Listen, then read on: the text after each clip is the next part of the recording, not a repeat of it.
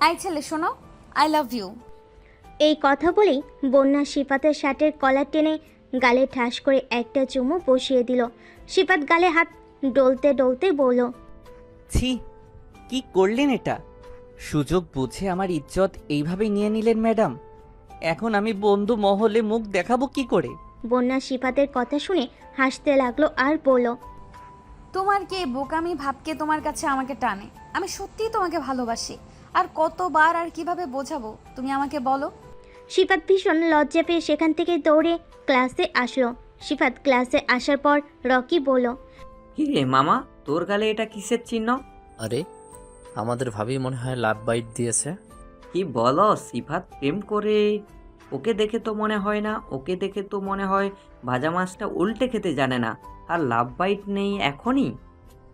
তোরা পাগল হয়ে গেলি নাকি? কি সব বলছিস?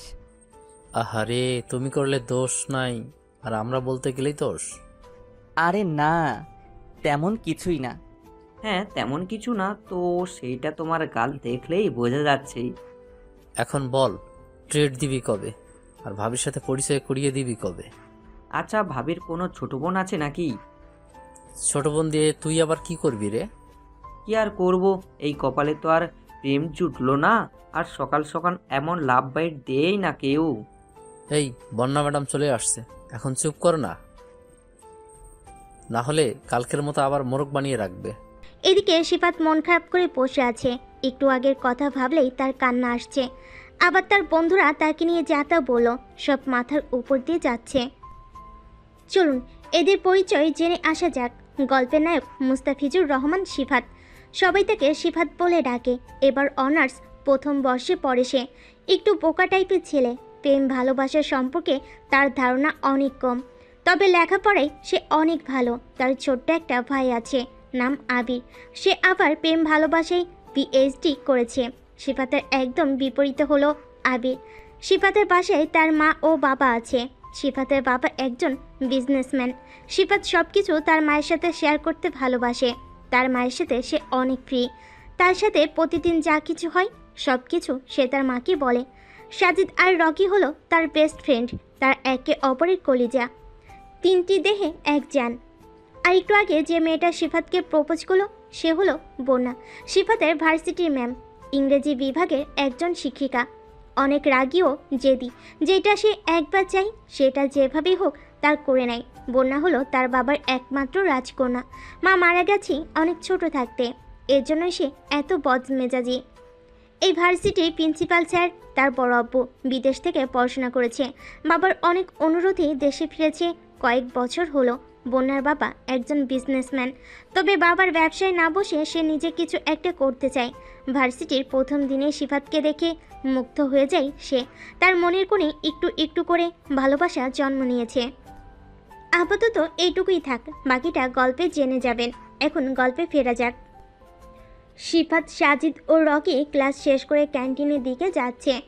তখনই সিফাতের ফোন বেজে উঠল। ফোনের স্ক্রিনে তাকিয়ে দেখল আম্মুর নামটা ভেসে উঠছে। মুখের এক কোণে হাসি ফুটে উঠল। একটি সাইডে যেয়ে ফোনটা রিসিভ করলো সে। আসসালামু আলাইকুম আম্মু, কেমন আছো তুমি?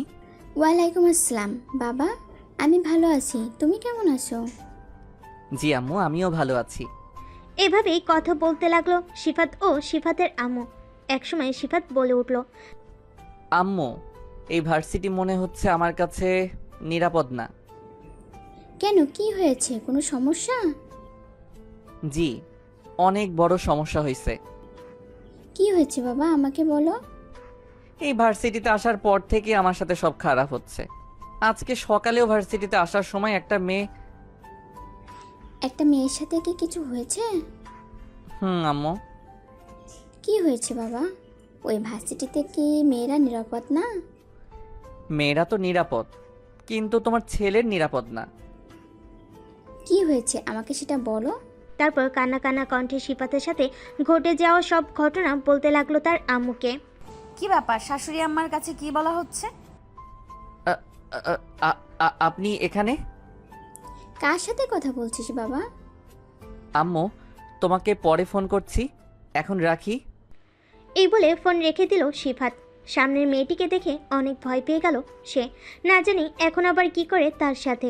এসব ভাবলেই কান্না আসছে সিফাতের। সিফাতের মুখের অবস্থা দেখে হো হো করে হাসতে লাগলো বোনা। বোনার এমন হাসি দেখে সিফাত বলতে লাগলো, প্লিজ আমাকে কিছু করবেন না ম্যাডাম, আমি আপনার কি ক্ষতি করছি? বারবার কেন আমার সাথে এমন করেন? তুমি আমার অনেক বড় ক্ষতি করেছো মেরি জান। কি কি কি কি ক্ষতি করছি? ভয়ে ভয়ে কথাগুলো বলল সিফাত। সিফাতের এমন কাণ্ড দেখে বোনা একটা দুষ্ট হাসি দিয়ে বলল, এই পাগলা তো ভয় পাচ্ছ কেন? তোমাকে কি আমি মারবো নাকি? তুমি আমার মন কেড়ে নিয়েছো, এর জন্য পানিশমেন্ট হিসেবে একটা পাপ্পা দেই। সিফাতের চুলে আলতো করে হাত দিয়ে আবারও দুষ্ট একটা হাসি দিয়ে চলে গেল বোনা। সিফাত ওখানেই থ হয়ে দাঁড়িয়ে আছে। সে ভাবতে লাগলো, এই মেয়ে এত লুচু কেন? কথায় কথায় শুধু গায়ে হাত দেয়। ছি, এসব আমার বন্ধুরা দেখলে আমার মান সম্মান সব চলে যাবে। এসব ভাবতে ভাবতে ক্যান্টিনের দিকে রওনা দিল। কিরে মামা, হঠাৎ করে কোথায় হারিয়ে গিয়েছিলি? আরে বুঝছিস না, ভাবির কাছে গেছিল মনে হয়। কিরে মামা, তুই ভার্সিটিতে এসে এত বদলে গেলি। আগে তো মেয়েদের দেখলেই ভয় পেতিস। মনে হয় প্রেমের বাতাস লাগছে। কি শুরু করলি তোরা এসব? আম্মু ফোন করেছিল, আর সেই সকাল থেকে দেখছি তোর আমার সাথে এমন করছিস। সত্যি সত্যি আন্টি ফোন করেছিল তো? হ্যাঁ দোস্ত, আম্মু ফোন করেছিল। এভাবে ক্যান্টিনে আড্ডা দিতে দিতে ক্লাসের সময় হয়ে গেল। এক এক করে সব ক্লাস শেষ করে বাড়িতে চলে গেল সিফাত। সিফাত পাশে এসে নিজের রুমে ঢুকে পড়ল। সারাদিনের ক্লান্তিতে বিছানায় গা এলিয়ে দিতেই ঘুমের রাজ্যে প্রবেশ করলো সিফাত। অন্যদিকে আবির বাসায় ফিরে সোজা তার মায়ের কাছে গিয়ে হাজির হলো। মা তখন রান্নাঘরে রান্না করছে। আবির কিছুক্ষণ মায়ের দিকে চুপচাপ তাকিয়ে থাকলো। মা তার দিকে তাকিয়ে মুচকি হেসে বলেন, কি রে, এভাবে তাকিয়ে আছিস কেন? কিছু বলবি? আবির একটু হেসে বলল। আম্মু জানো, আজকে একটা মজার ঘটনা হয়েছে। মা হেসে বলল, আবার কি করলি? তোর মজার ঘটনা মানেই তো কোনো দুষ্টুমি। আবির গম্ভীর মুখে বলল। না আম্মু, দুষ্টুমি না, আসলে আমি কয়েকটা প্রেম করেছি। মা তখন পুরোপুরি থমকে গেলেন। রান্না করতে থাকা হাত থেমে গেল। বিস্ময় নিয়ে বলেন, তুই কি বললি? ক্লাস 9-এ পড়িস আর তুই প্রেম করছিস, তাও আবার কয়েকটা? আবির একটু লজ্জা পেয়ে বলল, হ্যাঁ আম্মু, কি করবো বলো, মেয়েগুলো তো এমনিই পছন্দ করে। আর আমি যে কিউট, আমাকে দেখলেই তো মেয়েরা ফিদা হয়ে যায়। মা তার কথায় আরো অবাক হয়ে বলেন, তুই কি সিরিয়াস? কতগুলো প্রেম করিস তুই? আবির গর্বের সাথে বলল। 4টা, আর সবাই আমার ভালো বন্ধু। মা এবার রেগে গিয়ে বললেন, আবির, ক্লাস 9-এ পড়িস, পড়াশোনায় মন দিবি, প্রেম টেমের ধান্দায় কেন? আবির আবারও হাসি দিয়ে বলল, আরে আম্মু, এত সিরিয়াস হবার কিছু নেই, আমি তো মজা করে বললাম। মা মাথা নাড়িয়ে বলেন, বন্ধু ভালো, কিন্তু প্রেম করার বয়স এখনো হয়নি। বড় হবি তখন দেখিস। এখন পড়াশোনায় মন দে। তুই যদি সিফাতের মতো সরল হতিস তাহলে নিশ্চিত থাকতাম। আবির এ কথা বলেই একটা দুষ্ট হাসি দিয়ে চলে গেল। মা মৃদু হাসলেন, তবে মনে মনে ভাবলেন, এই ছেলেটা যদি একটু সিফাতের মতো হতো। কিন্তু ওর এনার্জি কমানোর কোনো উপায় নেই। অন্যদিকে বন্যা নিজের রুমে বসে চোখ বন্ধ করে সিফাতের লাজুক মুখ আর বোকামির কথা মনে করতে লাগলো। তার কল্পনা শুরু হলো।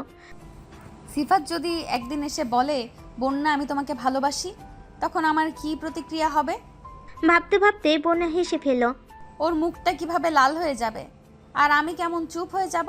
সে ভাবছিল কিছুদিন আগে কলেজের অনুষ্ঠানে যখন সিফাত মঞ্চে দাঁড়িয়ে বক্তৃতা দিচ্ছিল, ওর হাত কাঁপছিল। আমি ওর পাশে দাঁড়িয়েছিলাম, আর মনে হচ্ছিল একটু যদি সাহস দিতাম তাহলে হয়তো ভালো কিছু বলতো। এমনকি বন্যা কল্পনায় সিফাতকে নিয়ে আরও কিছু মজার পরিস্থিতি তৈরি করলো। ধরি একদিন আমরা একসাথে পিকনিকে গেছি। আমি কিছু মজার কথা বলে সিফাত মাটিতে তাকিয়ে লজ্জা পাবে। সেদিন আমি তাকে বলবো, সিফাত তুমি তো কত ভালো। ও তখন নিশ্চয়ই বলবে, কই, আমি তো কিছুই করতে পারি না। বন্যা আরও ভাবতে লাগলো। এখনকার ছেলেরা প্রেমের ব্যাপারে এত সিরিয়াস হয়, কিন্তু সিফাত তো কত সরল। সে ঠিক বুঝতেই পারে না যে আমি তাকে পছন্দ করি। এরপর সে ঠিক করে ফেলল, পরের বার আমি সিফাতের সাথে একটু বেশি খোলামেলা হব, হয়তো ওর ভয় কেটে যাবে, আর আমাদের মধ্যে একটা ভালো বন্ধুত্ব তৈরি হবে। বন্যা তার ভাবনা থেকে বেরিয়ে এসে নিজের মাথার চুল আঁচড়াতে লাগলো। সে হাসতে হাসতে বলল, সিফাতকে নিয়ে অনেক কিছু ভাবছি, কিন্তু যদি ও ঠিক বুঝতে পারে যে আমি ওকে কত ভালোবাসি। এভাবে ভাবতে ভাবতে বোনা বুঝতে পারল সিফাতের সরলতা তার জন্য এক নতুন অনুভূতি তৈরি করেছে। কখনো কখনো বোকামি প্রেমের শুরু, এই ভাবনা নিয়ে বোনা সেদিনের কাজগুলো করতে লাগলো। সিফাত সকালের ফ্রেশ মুডে ঘুম থেকে উঠল, কোনো চিন্তা ভাবনা মাথায় নেই। দিনের শুরুটা বেশ ভালোভাবে হলো। দ্রুত প্রস্তুতি নিয়ে নাস্তা সেরে ভার্সিটির উদ্দেশ্যে বেরিয়ে পড়ল। রাস্তায় বেশ সুন্দর একটা হাওয়া বইছে, আকাশটাও বেশ পরিষ্কার। সিফাত গাড়ির জানালা নামিয়ে দিয়ে বাতাসের হালকা স্পর্শটা অনুভব করলো। ভার্সিটি যাওয়ার পথে সে একটু গান চালিয়ে দিল, মনটা আরও ফুরফুরে লাগছে। রাস্তার চারপাশে গাছগুলো সবুজে ঘেরা, পাখিরা ডেকে চলেছে, সব কিছু খুব স্বাভাবিক ও আরামদায়ক। সিফাত গাড়ি চালিয়ে যাচ্ছিল। গাড়ি যখন ভার্সিটির গেটের কাছে পৌঁছালো তখন সিফাত একটা ছোট্ট হাসি দিল। আজকের দিনটা ভালো যাবে, এই ভাবনা মাথায় নিয়ে সে ভার্সিটির ভিতর ঢুকে পড়ল। সিফাত ভার্সিটিতে প্রবেশ করার পরই তার নজর পড়ে ক্যাম্পাসের এক কোণে, যেখানে বন্যা ম্যাডাম একটি ছেলের সাথে ধাক্কা খাচ্ছেন। সিফাতের মনে হয়েছিল এই মেয়েটা কতটা লুচ্চু, সব সময় ছেলেদের সাথে কোনো না কোনো ঝামেলায় জড়িয়ে থাকে। ছেলেদের ইজ্জত নিয়ে যেন খেলাই তার কাজ। কিন্তু তার ধারণা সম্পূর্ণরূপে ভুল প্রমাণিত হলো যখন দেখলো ম্যাডাম ওই ছেলেটার গালে ঠাস ঠাস করে 2টা থাপ্পড় দিল। এই কুত্তার বাচ্চা, তুই কি চোখে দেখোস না? রাস্তা বুঝিস না? ম্যাডাম ভুল হয়ে গেছে আসলে। ভুল? এটা তো তোদের স্বভাব, মেয়েদের সঙ্গে সুযোগ পেলেই এমন করিস, তাই না? ভার্সিটির মধ্যে এইভাবে ধাক্কা দিস সবাইকে। তোকে তো আমি আজকেই টিসি দেওয়ার ব্যবস্থা করব। তোর মতো কুলাঙ্গার ভার্সিটিতে থেকে ভার্সিটির পরিবেশ নষ্ট করবে, এটা তো আমি হতে দেবো না। সাজুর চেহারা লাল হয়ে গিয়েছিল। সে বুঝতে পারছিল যে বন্যা ম্যাডাম কতটা রেগে আছেন। রাগের আগুনে পুড়ে যাচ্ছিল সে, মাথায় অনেক চিন্তা ঘুরপাক খাচ্ছিল। টিসি মানে তার লেখাপড়া সব শেষ, সব কিছু ভেঙে পড়বে। তাই সে ম্যাডামের কাছে অনেক আকুতি মিনতি করে যেন তাকে টিসি না দেয়। বন্যার চোখে রাগের জ্বালা ছিল, কিন্তু সাজির কথায় কিছুটা কোমলতা আসলো। দেখ সাজু, এইভাবে অজুহাত সৃষ্টি করে কোনো লাভ হবে না। তুই জানিস আমি এই ধরনের আচরণ সহ্য করতে পারি না। সাজু আরও কিছুটা ভেঙে পড়ল। ম্যাডাম আমি প্রতিজ্ঞা করছি ভবিষ্যতে এমন কিছু আর করব না। আচ্ছা ঠিক আছে, পরবর্তীতে এরকম কোনো ঘটনা দেখলে তখন তোর খবর আছে। বন্যা ম্যাডামের রাগের দৃশ্য তার চোখের সামনে বারবার ঘুরপাক খাচ্ছিল। তার চেহারা, গলায় রেখে কথা বলার ধরন, সব কিছু তাকে অস্বস্তিতে ফেলেছিল। আসলে তার আশপাশের বন্ধুরা আজ ভার্সিটিতে আসেনি, বিশেষ করে সাজিদ আর রকি। তাদের ছাড়া দিনটা বেশ একঘেয়ে লাগছিল। ক্লাসগুলো একটার পর একটা চলছে, কিন্তু সিফাতের মনোযোগ যেন কোথাও নেই। দৃষ্টির সামনে বসে থাকা ছেলে মেয়েদের মাঝে সে নিজেকে একা অনুভব করছিল। তাকে ভাবতে ভাবতে ক্লাসগুলো কিভাবে শেষ হয়েছে তা জানতেই পারল না। ক্লাস শেষ হওয়ার পরও তার মনটা অস্বাভাবিক হয়েছিল।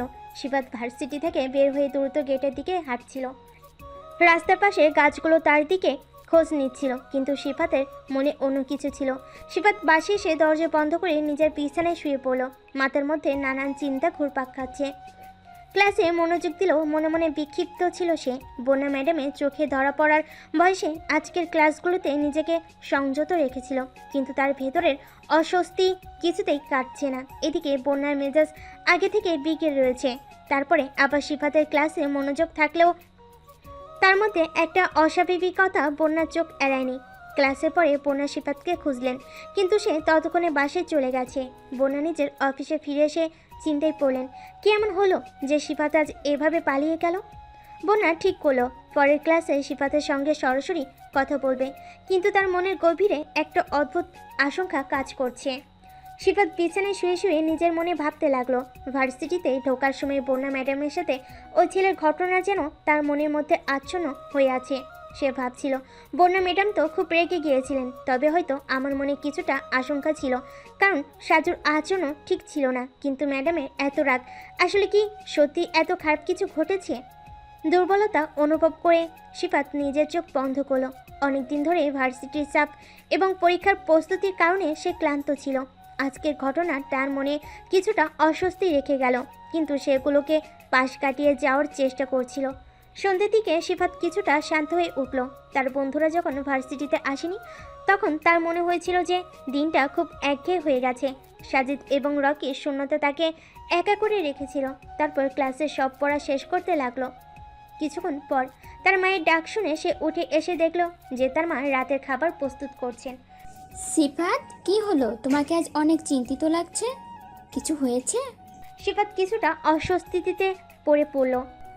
না মা, সব ঠিক আছে। ঠিক আছে, কিন্তু তোমার মুখের ভাব তো বলছে ভিন্ন কথা। ভার্সিটি থেকে কিছু সমস্যা হয়েছে? তখনই পাশ থেকে আবির বলে, দেখো তোমার ছেলে আবার ভার্সিটি কোন মেয়ের ইজ্জত নিল। সিফাত কিছুটা বিভ্রান্তে পড়ে গেছে। এই কি শুরু করলি তোরা?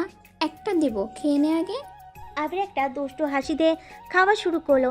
সিফাত মাথা নিচু করে খেয়ে সোজা রুমে চলে গেল। রুমে যাওয়ার পর দেখলো তার ফোন বাজতেছে। ফোনের স্ক্রিনে সাজিদ নামটা জ্বলজ্বল করছে। অনেকটা রাগ ও বিরক্তি নিয়ে ফোন রিসিভ করলো সিফাত। কি মামা, আজ ভার্সিটি গেছিলি? হ্যাঁ, তোরা আসিস নাই কেন? জানিস না তোদেরকে ছাড়া আমার কোথাও মন বসে না। আমি তো একটু বাবার অফিসে গেছিলাম। কেন, রকি যায়নি? না রে, আজ ভার্সিটিতে রকিও আসে নাই। একা একা কি আর ভালো লাগে। কেন, সে লাভ বাইট মেয়েটা আসেনি? হ্যাঁ, আসছি। কিরে মামা, তোর তো ঈদ লেগে গেছে। এ কথা বলেই সাজিদ হাসতে লাগলো। সিফাত বিভ্রান্তে পড়ে গেছিল। কি বলবে ও এইটা?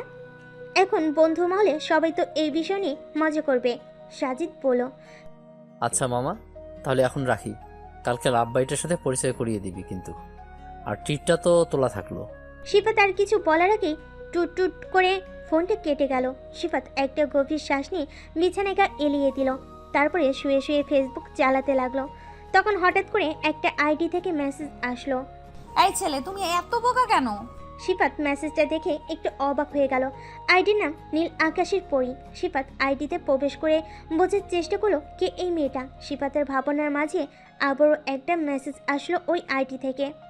তোমার চোখের সরলতা, মুগ্ধ করা হাসি, সব ভুলে যাওয়াতেও কত মিষ্টি বাসি।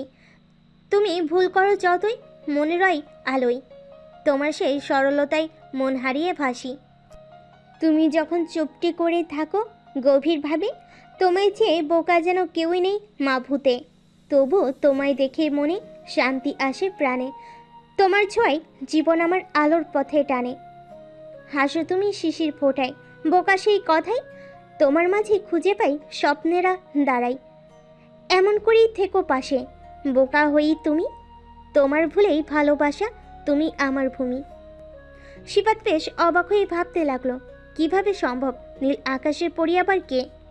তারপরও সে মনের ভিতরে একটু উচ্ছ্বাস অনুভব করলো। এই রহস্যময় মেয়েটা তার সম্পর্কে এত কিছু জানলো কিভাবে? কিন্তু আবার অন্যদিকে কবিতার ভাষায় যে মুগ্ধতা ছিল তা তাকে অন্য জগতে নিয়ে গেল। এত সুন্দর কথা, এত সরল আবেগ, এ যেন কারোর হৃদয়ে গভীর থেকে উঠে আসা ভালোবাসা। সিফাত উত্তর দিল, কবিতাটা সত্যিই অসাধারণ। তবে আপনি কি আমাকে চেনেন? আমি কি আপনাকে চিনি? সময় তোমাকে সব কিছু জানিয়ে দেবে। সিফাত, তুমি শুধু তোমার মতো থাকো। আর হ্যাঁ, একটু তোমার সরলতা কমাও, তাতে জীবনের মিষ্টি একটু বেশিই থাকে। এই রহস্যময় মেসেজে সিফাতের মনে কৌতূহল আরও বেড়ে গেল। নীল আকাশের পরী কে? কেনই বা এমন কবিতা পাঠালো? এসব ভাবতে ভাবতে সে বেশ কিছুক্ষণ সময় পার করে দিল। সিফাত এখন কৌতূহল দমাতে পারছে না। নীল আকাশের পরীকে সেটা জানার আগ্রহ তার মনের প্রতিটি কোণা জুড়ে ঘুরছে। সে মনে মনে ভাবছে, কিভাবে কেউ এত সুন্দর করে আমাকে নিয়ে ভাবতে পারে, এতটা চিন্তা করে লিখতে পারে। পরদিন ভার্সিটিতে গিয়েই সে বন্ধুরা সাজিদ এবং রকিকে সব কিছু জানিয়ে দিল। সাজিদ মজা করে বলল, মামা, তুই দেখি বিখ্যাত হয়ে গেছিস। অনলাইনে মেয়ে তোকে নিয়ে কবিতা লিখছে। আরে তোর লাভ লাইফ শুরু হওয়ার আগে প্রেমে পড়া ট্রেনটা স্টার্ট দিয়ে দিল। সিফাত কিছুটা লজ্জা পেল, কিন্তু সে ঠিক করলো আজ ক্লাস শেষে নীল আকাশের পরীর আসল পরিচয় বের করার চেষ্টা করবে। সারাটা দিন ক্লাসে মন বসানো কঠিন হয়ে যাচ্ছিল তার জন্য। তার মাথায় বারবার সেই মেসেজ ঘুরছিল। ক্লাস শেষে সে সরাসরি বাসায় না গিয়ে ক্যাম্পাসের গেটে বসে অপেক্ষা করলো। তার বিশ্বাস ছিল নীল আকাশের পরই নিশ্চয়ই কোনো না কোনোভাবে ক্যাম্পাসে কেউ। সে ফোনে মেসেজ পাঠালো, আপনি কে? আমি আপনাকে চিনতে চাই। মিনিট কয়েক পরে উত্তর আসলো, সময় সব জানাবে সিফাত। কিছু জিনিস সরাসরি জানলেই মজা থাকে না। সিফাত ভেবে পেল না কেন এত রহস্য। তবে সেই রহস্যের জালে আটকে যাওয়াটা যেন তার কাছে এক ধরনের আকর্ষণ হয়ে উঠল। তখনই সামনে বন্যার আগমন। বন্যা সিফাতের দিকে একটা দুষ্ট হাসি দিয়ে এগোতে লাগলো। এই ছেলে আমার জন্য অপেক্ষা করছে বুঝি। সিফাত ভাবনার মাঝে এতটাই ডুবেছিল যে তার সামনে যে একজন দাঁড়িয়ে আছে সেটা সে বুঝতেও পারেনি। বন্যা সিফাতের শার্টের কলার ধরে পড়ল। এই ছেলে, কোন রাজ্যে হারিয়ে গেলে? আমি যে তোমাকে কিছু বলছি এটা কি শুনতে পাইতেছো না? হঠাৎ এমন কাণ্ডে সিফাত কিছুটা অবাক হয়ে গেল। এতক্ষণ তো ভালোই ছিল, এই মেয়েটার আবার আসার কি প্রয়োজন ছিল? এখন আবার কি করে কে জানে। সিফাত করুণ চোখে বন্যার দিকে তাকালো। এই ছেলে, এইভাবে তাকাও কেন? তুমি এইভাবে আমার দিকে তাকালে আমি নিজেকে কন্ট্রোল করতে পারি না যে। সিফাত তৎক্ষণাৎ চোখ নামিয়ে নিল। লজ্জায় মুখ লাল হয়ে গেছে ছেলেটার। বন্যা আলতো হাতে সিফাতের চুলে হাত দিয়ে পড়ল। আমার মনটা তো নিয়ে নিয়েছো অনেক আগে, অপেক্ষায় থাকলাম কবে আমাকে ঘরে তুলবে। এই কথা বলেই বন্যা সাইডে চলে গেল। সিফাত বাড়িতে আসার পর থেকে অনেক চিন্তিত, কোথাও সে মন বসাতে পারছে না। বিকেলের নরম আলোতে নিজের ঘরের জানালার পাশে বসে ফোন স্কুল করছিল। বাইরে হালকা বাতাস বইছিল আর আকাশে সাদা মেঘের ভেলা যেন ধীরে ধীরে ভেসে বেড়াচ্ছিল। চারপাশের এমন মনোমুগ্ধকর পরিবেশও সিফাতের মন কোথাও স্থির হচ্ছিল না। তার মনের গভীরে একটা অস্বস্তি, একটা অদ্ভুত টানাপ্রণে কাজ করছিল। হঠাৎ করে তার ফোনে একটি মেসেজ এলো। নীল আকাশে পড়ি মেসেজ করেছে। কেমন আছো? কেমন চলছে তোমার দিনগুলো? সিফাত এক মুহূর্ত থমকে গেল। নীল আকাশের পরীর মেসেজ এলেই তার মন অন্যরকম হয়ে যায়। তার অজান্তেই হালকা একটা হাসি ফুটে ওঠে ঠোঁটের কোণে। সিফাত দ্রুতই রিপ্লাই করলো, ঠিক আছে, কিন্তু একটা অদ্ভুত টানাপোড়েন বোধ করছি। কিছুক্ষণ অপেক্ষা করার পর আবার মেসেজ এলো। টানা পড়নে কেন? কিসের জন্য? সিফাত কিছুক্ষণ ভেবে উত্তর দিল। আমি জানি না। সিফাত পুরো ঘটনায় বেশ বিভ্রান্ত হয়ে পড়ল। বন্যা ম্যাডাম আর সেই রহস্যময়ী নীল আকাশে পড়ি তাকে দিনভর চিন্তায় রেখেছিল।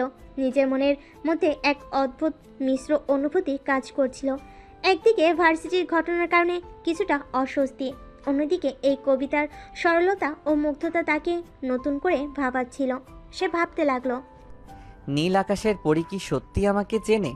সে কে হতে পারে? কেনই বা এমন রহস্যময় মেসেজ পাঠালো? কিছুক্ষণ ফেসবুক ঘাটার পর সিফাত একটা সিদ্ধান্তে পৌঁছালো। হয়তো সমী এর সব উত্তর দিবে। তবে তার মনে কৌতূহল ছিল এবং সিফাত জানতো যে সে এত সহজে এটা নিয়ে শান্ত থাকতে পারবে না। কিন্তু আপাতত সে তার বইপত্র নিয়ে বসলো। পড়াশোনার চাপ এড়ানোর উপায় তার জানা ছিল না, কিন্তু মনোযোগ ধরে রাখাটা আজকের মতো কঠিন কাজ। সিফাত বইয়ের দিকে তাকিয়ে রইল, কিন্তু মনটা যেন উড়ে যাচ্ছে দূরে কোথাও। নীল আকাশের পরীকে নিয়ে তার চিন্তাগুলো ক্রমশ জটিল হয়ে উঠছিল। কেনই বা তাকে এভাবে বার্তা পাঠাচ্ছে? আর বোনা, ওর আচরণও কিছুটা অদ্ভুত লাগছিল। একদিকে যেন মজা করছে, আবার অন্যদিকে যেন তার কথার ভেতরে লুকানো কিছু আছে। সন্ধ্যা নেমে আসতে শুরু করলো। বাইরের পাখিরা বাসে ফিরছে আর বাতাসে হালকা শীতলতা এসেছে। সিফাত বারবার ফোনের দিকে তাকাচ্ছে, যেন কিছু একটা অপেক্ষা করছে। সিফাতের মনে প্রশ্ন ঘুরপাক খাচ্ছিল, নীল আকাশের পরীকে সে কি সত্যিই তাকে চিনে, অথবা এটি কোনো গেম? নীল আকাশের পরীর আচরণও কিছুটা অদ্ভুত লাগছিল। কখনো যেন মজা করছে, আবার কখনো গভীর মনে কিছু ভাবছে। এক সন্ধ্যায় সিফাত ক্যাম্পাসের গাছতলায় বসেছিল। তার পাশে সাদা মেঘের ভেলা আকাশ ভাসছিল। হঠাৎ তার ফোনে মেসেজ এলো, নীল আকাশের পরী। তুমি কি জানো কখনো কখনো আমাদের পরিচয় প্রকাশ না করাই সেরা? সিফাতের মনে কৌতূহল বাড়তে লাগলো। সে রিপ্লাই করলো, কেন কেন পরিচয় গোপন রাখতে হবে? মেসেজ আসতে দেরি হলো না। কারণ মাঝে মাঝে মানুষকে তাদের অনুভূতিতে ডুবতে দিতে হয়। পরিচয় জানা সবসময় জরুরি নয়। এই উত্তরটি সিফাতের আরও চিন্তায় ফেলে দিল। সে ভাবতে লাগলো, তাহলে কি সে অনুভূতি তাদের পরিচয়ের চেয়ে গুরুত্বপূর্ণ? সে কি সত্যিই নিজেকে নীল আকাশের পরী এর সঙ্গে যুক্ত মনে করছে? পরদিন ক্লাসের মাঝে সিফাত নীল আকাশের পরীকে মনে করতে লাগলো। সে জানতো সে এক অদ্ভুত টানাপোড়েনের মধ্যে রয়েছে। এই রহস্যময়ী তরুণীর কথা ভাবতে ভাবতে তার মন অস্থির হয়ে উঠছিল। সন্ধ্যা নেমে আসলো। সিফাত নীল আকাশের পরীর কথা ভাবতে ভাবতে হাঁটছিল। ঠিক তখনই আকাশ মেঘে ঢেকে গেল আর ঝুমঝুম বৃষ্টি নামতে শুরু করলো। সিফাত হঠাৎ থমকে দাঁড়িয়ে রাস্তার ধারে একটু আশ্রয় নিল। বৃষ্টি তার চুল আর শরীর ভিজিয়ে দিচ্ছিল, কিন্তু তার মনের মধ্যে চলছিল অন্যরকম ভাবনা। এমন সময় সামনে দিয়ে বোনের গাড়ি আসছিল। বোনা দূর থেকে সিফাতকে দেখতে পেয়ে গাড়ি থামিয়ে নামলো। এই সিফাত, এখানে কেন দাঁড়িয়ে আছো বৃষ্টিতে? কিছু না, বৃষ্টি উপভোগ করছি। বন্যা তখন গাড়ির দরজা খুলে বলল, আরে বৃষ্টিতে ভিজছো কেন? চলো গাড়িতে ওঠো, আমি তোমাকে বাড়ি পৌঁছে দিচ্ছি। কিন্তু সিফাত মাথা নাড়িয়ে মৃদু হেসে বলল, না আমি ঠিক আছি, আপনি যান ম্যাম। বন্যা সিফাতের এই জেদ দেখে কিছুক্ষণ তাকিয়ে রইল। তারপর সে ধীরে ধীরে সিফাতের কাছে এসে তার শার্টের কলার ধরে টেনে নিয়ে গাড়ির দিকে নিয়ে যেতে লাগলো। তুমি তো একদমই কথা শোনো না, চলো গাড়িতে। কিন্তু সিফাত তবুও দাঁড়িয়ে থাকলো, হালকা হেসে বলল। না ম্যাম, আমি একা যেতে পারবো। তখন দুজনেই পুরোপুরি বৃষ্টিতে ভিজে গেল। বন্যা হঠাৎ সিফাতের দিকে একটু ঝুঁকে নেশে ধরা চোখে বলল, এই ছেলে, তুমি কি জানো বৃষ্টিতে ভিজলে তোমাকে কত কিউট লাগে? সিফাত হঠাৎ লজ্জায় পড়ে গেল। তার মুখের দিকে তাকিয়ে বন্যা মিষ্টি করে হাসলো। সিফাত কিছু বলার আগেই বন্যা তাকে হালকা ধাক্কা দিয়ে গাড়ি থেকে টেনে নিয়ে গেল। বন্যার এমন আচরণে সিফাত অনেক অবাক হলো। সে কিছু বুঝে ওঠার আগেই বন্যা গাড়িতে উঠে সিফাতের উপর পড়ল আর নেশালো চোখে তাকিয়ে থাকলো সিফাতের দিকে। একসময় ঘোরালো কণ্ঠে বলল, এই ছেলে, তুমি কি আমাকে বাঁচতে দিবা না? সিফাত কিছুটা বিভ্রান্তের মধ্যে পড়ে গেল। বনে একটা দুষ্ট হাসি দিয়ে গাড়ি ড্রাইভিং করতে লাগলো। চারপাশে অন্ধকার আর প্রবল বৃষ্টি, কিছুই ঠিকমতো দেখা যাচ্ছিল না। হঠাৎ একটা ঝাঁকুনি অনুভব হলো আর বনে দেখলো গাড়ি চলাচল বন্ধ হয়ে গেছে। এ কি হলো? বন্যা দ্রুত গাড়ি থামিয়ে বাইরে বেরিয়ে এলো। সিফাতও গাড়ি থেকে নামলো। গাড়ির চারপাশে ঘুরে দেখে বন্যা বুঝলো একটা টায়ার পাংচার হয়ে গেছে। বন্যা হতাশ মুখে সিফাতের দিকে তাকিয়ে বলল। টায়ার পাংচার হয়েছে। বন্যা একটু চারপাশে তাকিয়ে বলল, আর একটা বড় সমস্যা আছে সিফাত, আমরা ভুল রাস্তায় চলে এসেছি। ভুল রাস্তা কিভাবে সম্ভব? আমরা ঠিক যে রাস্তা দিয়ে যাচ্ছিলাম সেটা তো অন্যদিকে, এখানে কোথাও দিক নির্দেশনা ছিল না। এটা শুনে সিফাতের মুখে দুশ্চিন্তার ছাপ পড়ল। তারা দুজনেই একে অপরের দিকে তাকিয়ে বুঝতে পারলো যে তারা এখন বড় সমস্যায় পড়েছে। বৃষ্টি থামার কোনো লক্ষ্য নেই আর অন্ধকার চারপাশে ঘনিয়ে আসছে। এখন কি করব? আমি জানি না সিফাত, আমরা কোথায় আছি সেটাই ঠিকমতো বুঝতে পারছি না। সিফাত এবং বন্যা অনেক টেনশনে পড়ে গেল। গাড়ি ঠিক করার জন্য প্রয়োজনীয় যন্ত্রপাতি নেই। চারপাশে কোনো বাড়িঘর বা আশ্রয়ের কোনো চিহ্ন নেই। চারপাশে অন্ধকার এবং বৃষ্টির মধ্যে সিফাত ও বন্যা উদ্বিগ্নভাবে দাঁড়িয়েছিল। কি করবে বুঝতে পারছিল না।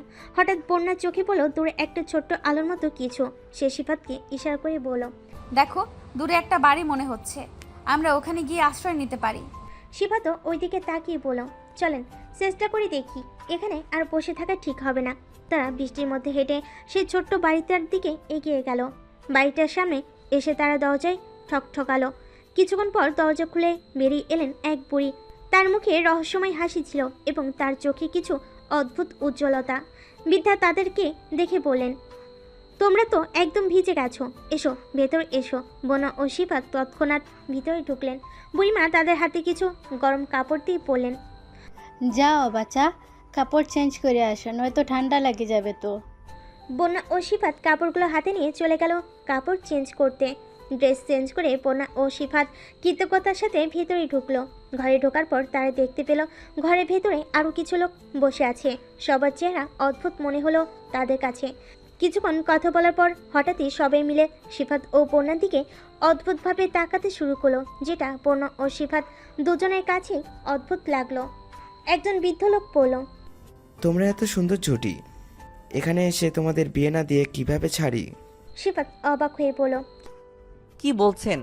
আমরা এখানে শুধুই আশ্রয় নিতে এসেছি। কিন্তু লোকগুলো তখন জোরাজুরি শুরু করলো এবং শেষমেশ সিফাতকে বুঝিয়ে সুজিয়ে জোর করে বিয়ের অনুষ্ঠানে বসিয়ে দিল। বন্যা চুপচাপ ছিল, তবে তার মুখে সামান্য স্বস্তির ছাপ দেখা গেল। সে মনে মনে হয়তো মেনে নিয়েছিল, কিন্তু সিফাত একদমই রাজি না। তখন তাদের মধ্যে থেকে একজন সিফাতের মাথায় বন্দুক রেখে বিয়েতে বাধ্য করলো। অতঃপর বিয়ে হলো সিফাত ও বন্যার। তারপর তাদেরকে একটা রুমে ঢুকিয়ে দিল সবাই। বন্যা হয়তো তাদের বিয়ের হতে অনেক খুশি, তবে এভাবে চায়নি, বিয়েটা অন্যরকমভাবে হতে চেয়েছিল। অপরদিকে সিফাত ভাবছে এটা হয়তো বন্যার নতুন একটা গেম ছিল। সিফাতের মনে বন্যার জন্য একরাশ ঘৃণা ছাড়া আর কিছুই নাই। সিফাত রুমের দরজা আটকে দিয়ে বন্যাকে ঘৃণার দৃষ্টিতে বন্যাকে বলল, ছি ছি ছি ম্যাম, আপনার থেকে এটা কখনো আশা করিনি। তুমি আমার কথা বোঝার চেষ্টা করো। কি বুঝবো আর? সেই শুরু থেকে আপনি আমার পেছনে পড়ে আছেন, তারপরে আজকে একটা ষড়যন্ত্র করে আমাকে এভাবে এখানে নিয়ে চলে আসলেন। এতদিন জানতাম শিক্ষকরা তাদের কাজ শুধু ছাত্রছাত্রীদেরকে পড়াশোনার বিষয়ে দক্ষ করে তোলে, কিন্তু আজ দেখছি তারা চরম আকারের নাটক করতে পারে। আপনার জন্য পুরো শিক্ষা জাতিকে মানুষ ঘৃণা করবে। কি অন্যায় ছিল আমার, আপনি আমাকে এভাবে ব্যবহার করলেন। আচ্ছা, কোনো সমস্যা নেই, 6 মাসের মধ্যেও তুমি ডিভোর্স পেপার পেয়ে যাবে। আর আমাকে মাফ করে দিও, আমি কখনো চাইনি এমন একটা রাত আমাদের জীবনে আসুক। বন্ধ করুন আপনার এই নাটক। আর আপনি কি ভাবছেন আমি আপনার সাথে সংসার করব? অবশ্যই আমি আপনাকে ডিভোর্স দিয়ে দেব। এই কথা বলে সিফাত একটা বালিশ নিয়ে ফ্লোরে চলে গেল। বন্যা তাকে বলল, আমি ফ্লোরে ঘুমাচ্ছি, তুমি উপরে ঘুমাও। থাক, আর কোনো নতুন নাটক শুরু করতে হবে না, আমি এখানেই ঠিক আছি। ফ্লোরে শুয়ে ফোনটা অন করলো সিফাত। দেখলো তার মায়ের অনেকগুলো কল আসছে। ফোনটা ব্যাক করলো সে। কয়েকবার বেজেই ফোনটা রিসিভ হলো। ওপাশ থেকে ইতস্তত কণ্ঠে, কোথায় বাবা তুই? আম্মু, আমি একটা বন্ধুদের বাসায় আসছি, কালকে সকালেই বাড়িতে চলে যাব। বৃষ্টির জন্য ওরা যাইতে দেয় নাই। কিন্তু আমাকে তো একটা ফোন দিয়ে বলবি। আম্মু, ফোনটা বন্ধ হয়ে গেছিল, এই মাত্র অন করলাম। তুমি টেনশন করো না তো, কালকে সকাল হলে আমি বাড়িতে চলে যাব। এখন ঘুমিয়ে পড়ো, আমিও ঘুমাবো। ওকে বাবা, ঠিক আছে। ফোনটা কেটে সিফাত একটা দীর্ঘশ্বাস পেল। জীবনের প্রথম সে তার আম্মুকে মিথ্যা কথা বলেছে। নিজের মনের ভিতরে একটু অনুশোচনা হতে লাগলো। তারপরও কিছু করা নেই, কারণ সত্যটা জানালে তার মা নিশ্চয়ই অনেক বেশি কষ্ট পাবেন ও হার্ট হবেন।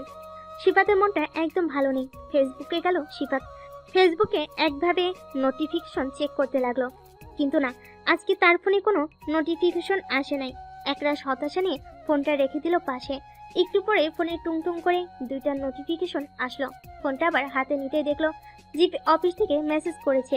একরাশ বিরক্তি ও রাগ নিয়ে ফোনটা পাশে রাখলো। সিফাত আর ঘুমের রাজ্যে ডুব দিল। বন্যা শুয়ে শুয়ে সিফাতের কথা মনে করতে থাকে। সিফাতের রাগ আর ক্ষোভ তার মনে সৃষ্টি করে জ্বলন্ত আগুনের মতো। কিভাবে সিফাত আমাকে এত ঘৃণার চোখে দেখে, সেভাবে সিফাতের প্রতি তার ভালোবাসা একদিকে, অন্যদিকে সিফাতের এই ক্ষোভের প্রতিক্রিয়া যেন তাকে ছুরির আঘাত করছে। আমি জানি আমি কিছু করতে পারিনি। বন্যা নিজের কাছে মনের দোলা অনুভব করে। আমি তো শুধুই আশ্রয় নিতে এসেছিলাম, অথচ এই পরিস্থিতি। কিন্তু সিফাত কেন আমাকে এভাবে অবিশ্বাস করছে?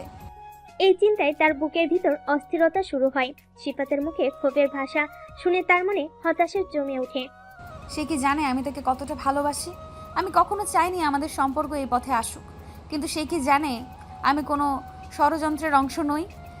সিফাতের কাছে পৌঁছানোর জন্য যে অন্তরের গভীরতা প্রয়োজন, তাকে সিফাত উপলব্ধি করে। এভাবে চিন্তায় ডুবে থাকা অবস্থায় সে জানে সিফাতের মনে তার প্রতি যে বিরক্তি রয়েছে তা কখনো ভুলবে না।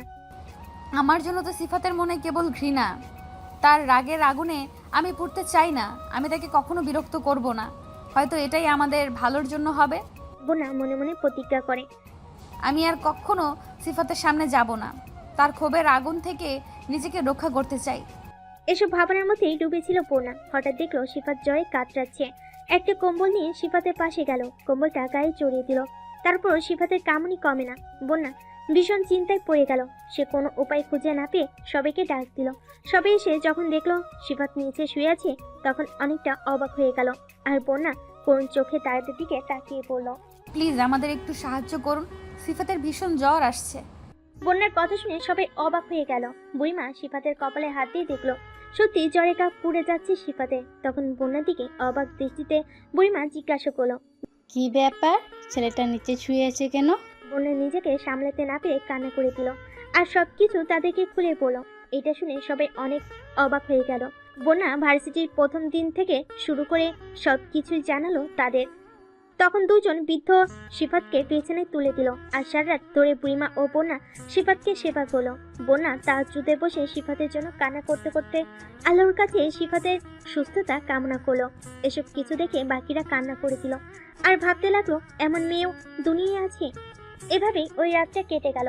ফজরের আজান শুনে বন্যা অজু করে এসে আবারও নামাজে দাঁড়ালো আর নামাজ আদায় করলো। মোনাজাতে বসে কান্না করতে করতে সিফাতের মঙ্গল কামনা করলো ও সুস্থতা কামনা করলো। সবাই অনেক অবাক হয়ে রইল আর ভাবতে লাগলো মেয়েটা এই ছেলেটাকে কত ভালোবাসে। তা এই রাতেই বুঝতে পারলাম সামান্য জোরে মেয়েটার কত পাগলামি। ইস, ছেলেটা যদি এসব দেখতো তাহলে নিশ্চয়ই মেয়েটাকে একটু বোঝার চেষ্টা করতো। বন্যা নামাজ শেষ করে সবাইকে অনেক বুঝিয়ে সেখান থেকে বিদায় নিল। আর আসার সময় বলো এসব কথা যেন সিফাতকে না জানায়। এদিকে সিফাত ঘুম থেকে উঠে দেখলো বন্যা রুমে নেই। সিফাত একটা স্বস্তির নিঃশ্বাস পেল। ফ্রেশ হয়ে এসে বুড়িমার রুমে যেতেই দেখলো বুড়িমা তার জন্য খাবার সাজিয়ে রাখছে। বুড়িমা সিফাতকে দেখা মাত্রই বলল। ভিতরে আসো বাবা। সিফাত ভেতরে প্রবেশ করতেই বুড়িমা খাবারটা তার হাতে দিল আর বলল, এটা খেয়ে নাও। সিফাত সেখান থেকে কিছু খাবার খেয়ে সবার কাছ থেকে বিদায় নেওয়ার জন্য উঠল, কিন্তু কোথাও বন্যাকে দেখতে পেল না। এজন্য সে বুড়িমার কাছে জিজ্ঞাসা করলো। বুড়িমা বলল, খুব সকালে সে চলে গেছে। সিফাত কারণ জানতে চাইলে তারা কেউ বলতে চাইল না, তবে সবার মন বিষণ্ণতায় ছেয়েছিল। সিফাত একটু অবাক হলো, আবার জিজ্ঞাসা করলো। তখন একটা বৃদ্ধ আর নিজেকে ঠিক রাখতে পারলো না, সবকিছু সিফাতকে জানালো। কালকে রাতে ও অসুস্থ হওয়ার পরে মেয়েটা কত পাগলামি করেছে সেসব কথাও জানালো সিফাতকে।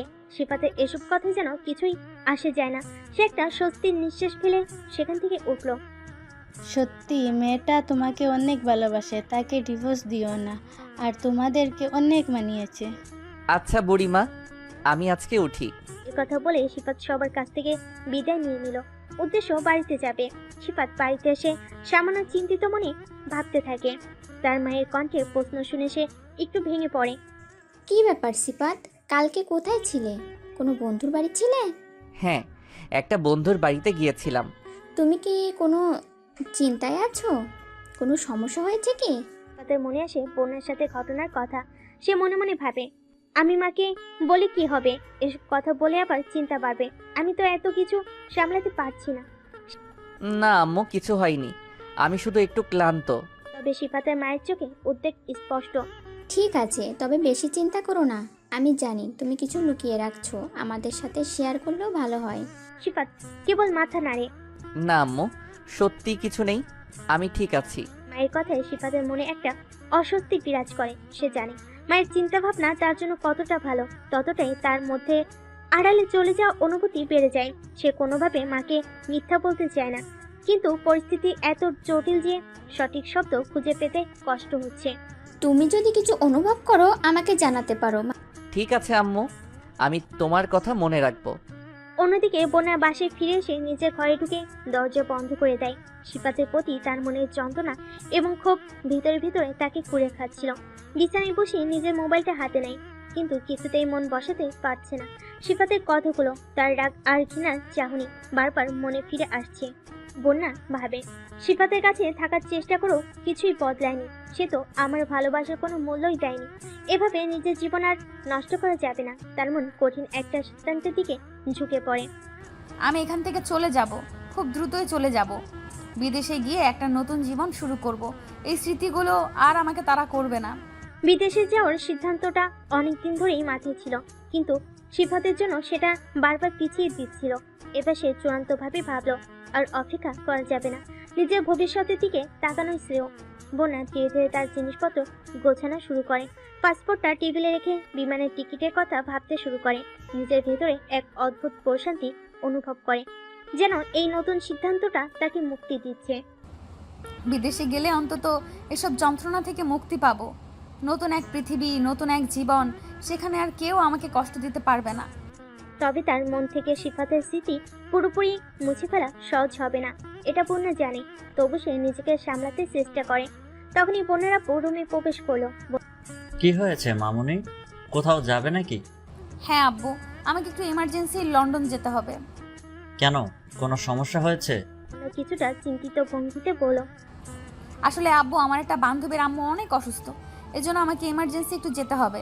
প্লিজ আব্বু, না করো না, আর একটু পড়াশোনার বিষয়ে কাজও আছে। বোনেরা কিছুক্ষণ চুপচাপ দাঁড়িয়ে থাকলেন। তার চোখে চিন্তার ছাপ স্পষ্ট দেখা যাচ্ছিল, কিন্তু মেয়ের কথাই বাধা দিতে চাইছিলেন না তিনি। বোনা সাধারণত এমন কিছু বলে না, যদি না খুব জরুরি হয়।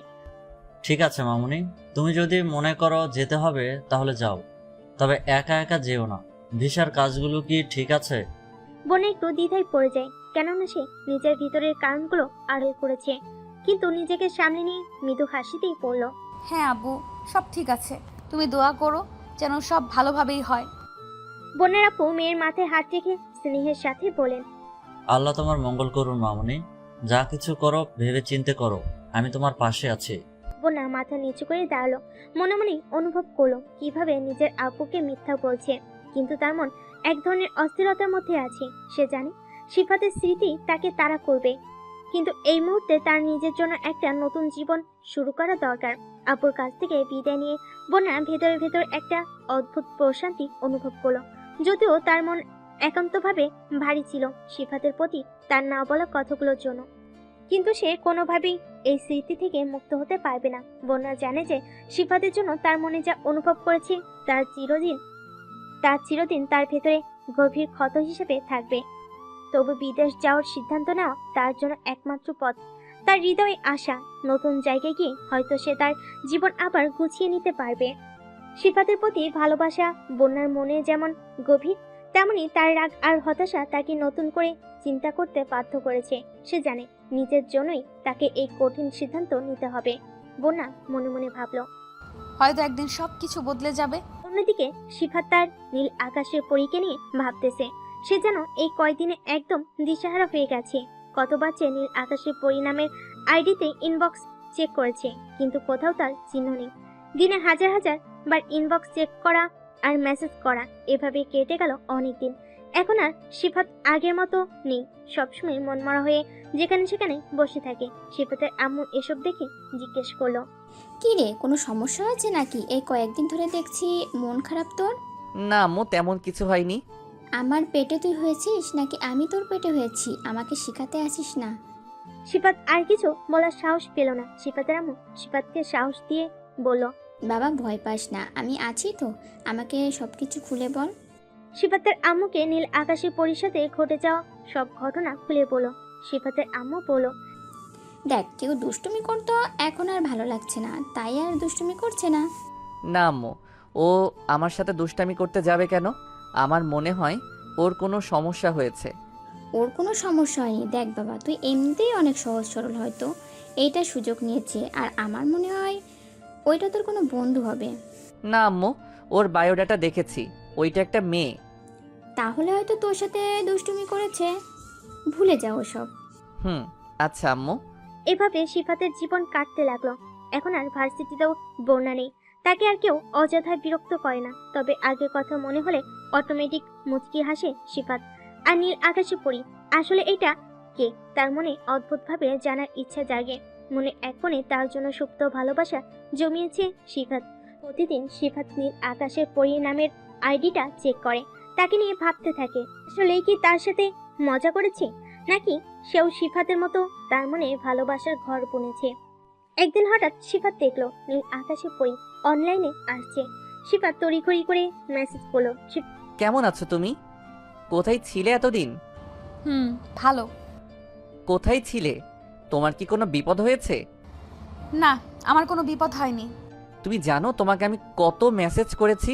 না, আমি জানতেও চাই না, আর তুমি আমাকে কখনো মেসেজ করবে না। কিন্তু কেন? তোমার কি কোনো বিপদ হয়েছে? না, আমি কতবার বলবো আমার বিপদ হয়নি? আমাকে বলো তাহলে কি হয়েছে। আমি তোমাকে এত কিছু বলতে বাধ্য নই। তুমি জানো এতদিন তুমি অনলাইনে আসোনি, আমি তোমার জন্য কত কষ্ট পেয়েছি। প্রতিদিন তোমাকে নিয়ে ভেবেছি, চিন্তা করেছি। তুমি আমার মাথা থেকে কখনোই বের হওনি। আমি তোমার জন্য কতটা ব্যথা সয়েছি। সিফাত, এইসব ছেলে মানুষই কথা বলে লাভ নেই। তুমি যা ভাবছো আমি সেভাবে কিছুই অনুভব করিনি। তুমি কি একবারও ভাবোনি? তাহলে এতদিন কেন আমাকে দূরে সরিয়ে রাখলে?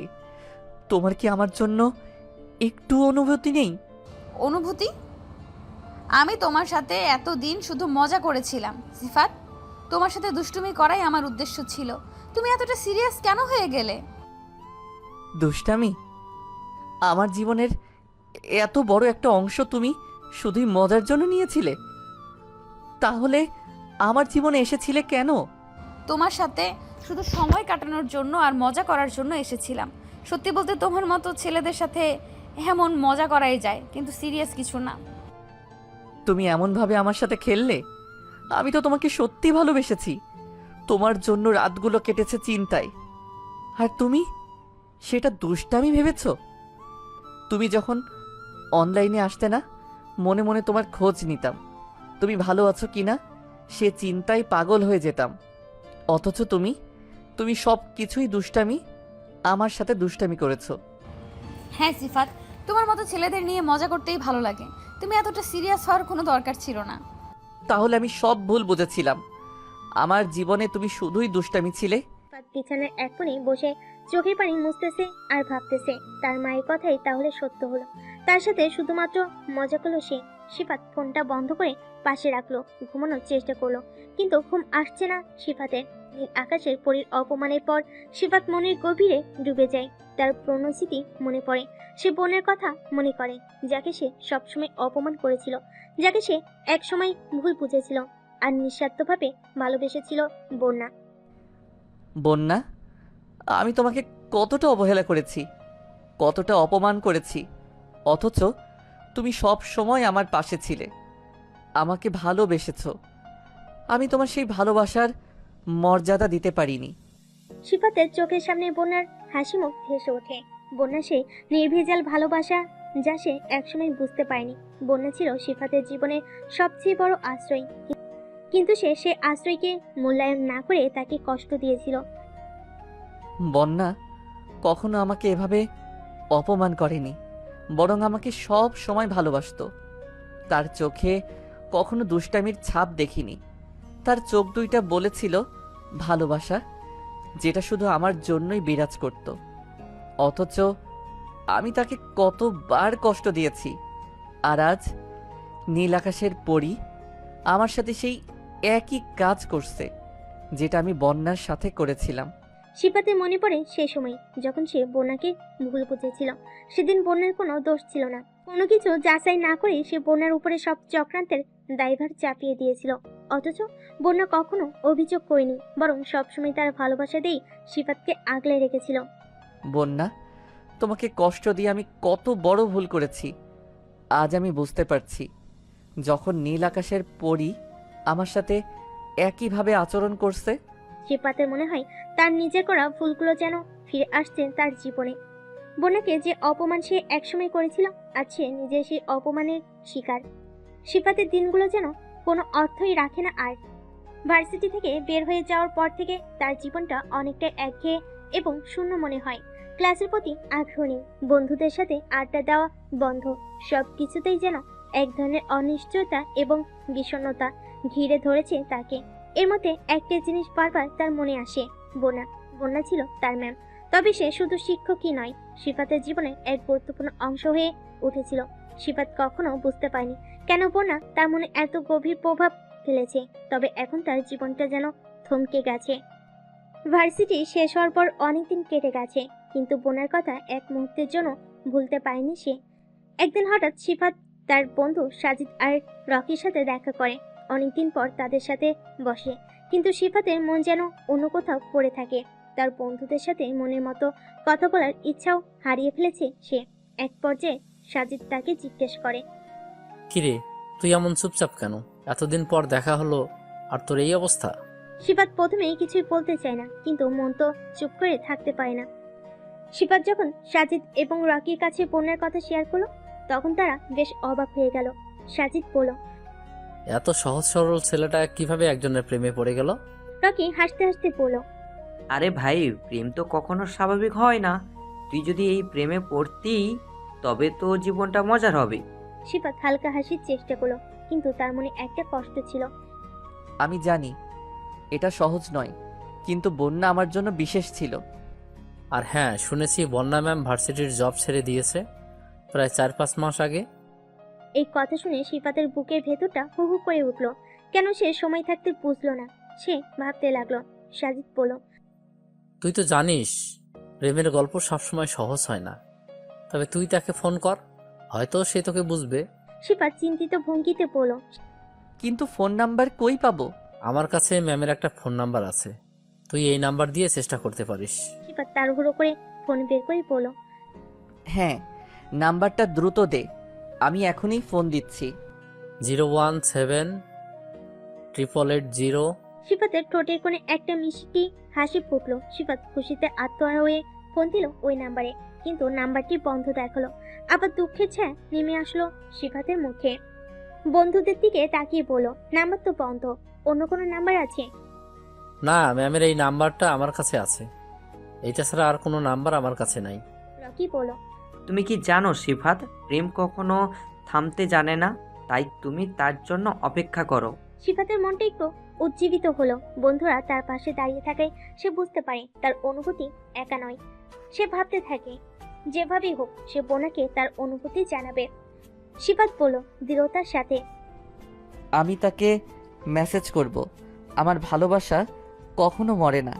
এভাবে সিফাতের মনে আশার জন্ম নিল।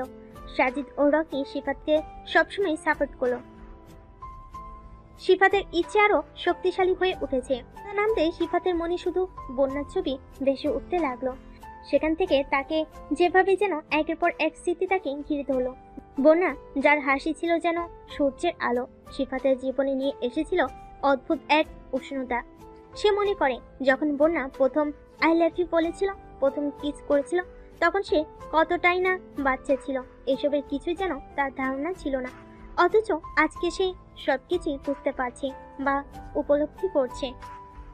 সিফাত বারবার ভাবছে কিভাবে সে তার কাছে পৌঁছাতে পারবে।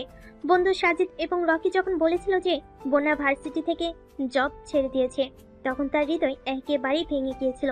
কিন্তু সে নিজেকে থামিয়ে রেখেছে, কারণ তার মনে ছিল যে এই দূরত্বেও তাদের সম্পর্ক সম্ভব। সে এখন বন্যার সঙ্গে কথা বলার চেষ্টা করছে, কিন্তু তার মনে অন্য কিছু ঘুরছে। সে জানে সিম চেঞ্জ হলে বোনাকে ফোন দেওয়ার সুযোগ নেই, তবে সে মেসেজ করার চেষ্টা চালাচ্ছে। আমি তোমাকে ভালোবাসি বন্যা। তুমি কি জানো আমি প্রতিনিয়ত তোমার কথা ভাবি। এই কথাগুলো মেসেজে লিখতে গিয়ে সিফাতের হাত কাঁপছিল। সে জানে এই মেসেজগুলো পাঠাতে হলে খুব সাবধানে হতে হবে। সন্ধ্যার অন্ধকারে যখন চারপাশে সবাই ঘুমাচ্ছে, তখন সিফাত একাকীভাবে বন্যার স্মৃতিতে ডুবে থাকে। বন্যা, তুমি কোথায়? আমার হৃদয়ে তোমার জন্য যে জায়গা আছে তা কখনো পূর্ণ হবে না। তুমি ফিরলে সব কিছু আবার নতুন করে শুরু হবে।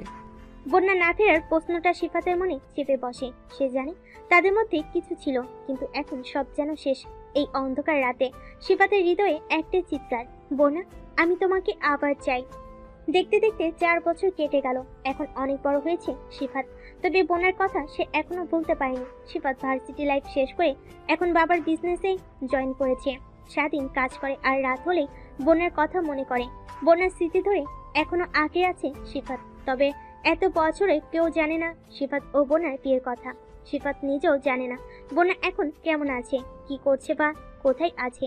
সিফাত এই 4 বছরে অনেক খোঁজ নিয়েছে, কিন্তু কোথাও বোনার চিহ্নটুকু পায়নি। সিফাত দিনের বেলায় পরিবারের সাথে হাসি খুশি থাকলেও রাতের আধারে সে যেন নিজেকে আর সামলাতে পায় না। এখনো প্রতিনিয়ত মেসেজ করে বোনাকে। সিফাত একদিন শপিং মলে গিয়ে একটু বিরক্ত লাগছিল। অনেক দোকান ঘুরে দেখছিল, কিন্তু কিছুতেই মনে শান্তি পাচ্ছিল না। হঠাৎ সামনে একদম কাছেই বোনা। সাদা টপস আর জিন্সে সে অসাধারণ লাগছিল। সিফাতের হৃদয় একসাথে দ্রুত ধড়ফড় করতে শুরু করলো। সে ভাবছিল, এটা সত্যি হচ্ছে নাকি? আমি কি সত্যি বন্যাকে দেখছি? তার মনে হচ্ছিল এই সুযোগটা হাতছাড়া করা যাবে না। সে সাহস করে এগোতে চাইল, কিন্তু ঠিক তখনই বন্যা পাশের একটি দোকানে ঢুকে গেল। সিফাত কিছুই বুঝে উঠতে পারল না। তার মধ্যে এক ধরনের হতাশা কাজ করতে লাগলো। মনে হচ্ছিল যেন সমস্ত কিছুর মধ্যে বন্যা সরে যাচ্ছে। কিছুক্ষণের জন্য মনে হচ্ছিল তার সব ইচ্ছে, সব আকাঙ্ক্ষা যেন ভেঙে যাচ্ছে। সে গভীর নিঃশ্বাস নিয়ে ভাবতে লাগলো, এটি তো সুযোগ, আমি তাকে কথা বলতে বলবো। কিন্তু যখন সে দোকানের ভিতর এগুতে লাগলো, বন্যা তখনই তার দৃশ্যপট থেকে সম্পূর্ণ হারিয়ে যায়। সিফাত বুঝতে পারছিল না কিভাবে আবার তার সামনে আসবে। হৃদয়ের মধ্যে তীব্র এক আশা আর দুঃখ বয়ে যাচ্ছিল, আর সে নিজেকে প্রশ্ন করতে লাগলো। এভাবে তো হবে না। সিফাত সেদিন হতাশা মনে বাসায় ফিরে আসে। অন্যদিকে বন্যা বাসায় ফিরে এসে এক ধরনের অস্বস্তি অনুভব করছিল। কেন সিফাত তার সামনে এলো? তার মনে হচ্ছিল সিফাতের মুখোমুখি হওয়ার মধ্যে যেন তার ভেতরকার সব কষ্ট আবার উন্মোচিত হচ্ছে। সে চায় না সিফাত তাকে আবার ঘৃণার চোখে দেখুক। এটা সহ্য করা তার পক্ষে একদমই অসম্ভব।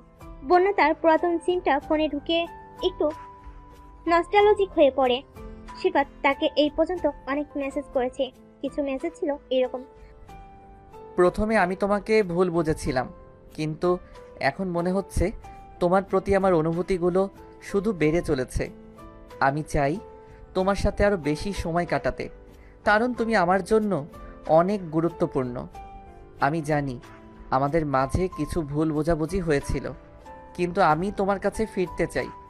আমার হৃদয়ে তোমার জন্য একটি বিশেষ স্থান আছে এবং আমি চাই সেটি যেন কখনো ফাঁকা না থাকে। যতদূর যাই তোমার চিন্তা সবসময় আমাকে অনুসরণ করে। তুমি আমার জীবন, আমার প্রেম। প্রতি রাতে যখন আমি ঘুমাতে যাই তোমার কথা ভাবি। তুমি আমার স্বপ্নের রাজকুমারী। তুমি কি জানো তোমার অনুপস্থিতি আমার জন্য কতটা কষ্টকর? এত অপেক্ষা করিয়ে কোথায় চলে গেলে তুমি? আমার প্রতীক্ষার মাঝে তোমার অভাব অনুভব করছি। এতদিন পরেও আমি তোমাকে খুঁজছি। তুমি কি ফেরত আসবে? আমি না হয় ভুল বুঝেছিলাম, পাশে থেকে আমাকে সংশোধন করে নিতে। কেন চলে গেলে আমাকে ছেড়ে?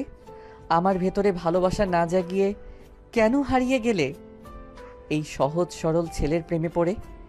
এই ছেলেটাকে যদি নিজের মনের মতো করে নিতে না পারবে, কেন আসছিলে আমার জীবনে? বন্যা এসব মেসেজ পড়ে মুচকি হাসে।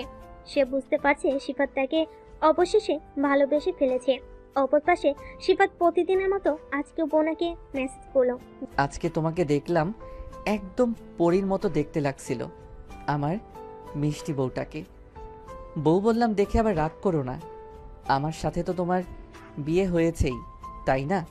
হোক সেটা গোপনে, বিয়ে তো বিয়েই। বোনা মেসেজটা পড়ে মুচকি হাসলো।